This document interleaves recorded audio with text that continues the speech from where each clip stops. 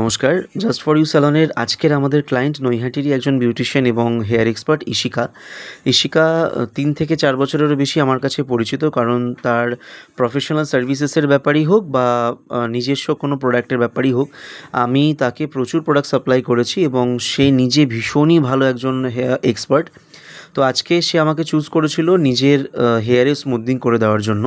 স্যালনে আসার পরে যখন আমি তার হেয়ারটা দেখি একটু আনম্যানেজেবল রয়েছে, স্বাভাবিক, যেহেতু হোম কেয়ার খুব একটা ভালো হয় না এবং হেয়ার অনেকটা থিক ছিল, অয়েলি ছিল, রাফ ছিল, একটু ড্যামেজও ছিল নিচের পোর্শনটা। তো সেখান থেকে আমি অপটি স্ট্রেট দিয়ে পুরো প্রসেসটা কমপ্লিট করার পরে রেজাল্ট আপনারা দেখতেই পাচ্ছেন। তো দেখা যাক ইশিকার কেমন লাগে। তো আমরা শুনে নেবো এখন যে ইশিকার নিজের রিয়াকশানটা কী ছিল। ওকে ইশিকা, তোমার স্মুথনিং আজকে ডান। আর আফটার স্মুথনিং এফেক্ট তো তুমি দেখেইছো, তো এটা তোমার রেজাল্ট ফাইনালি।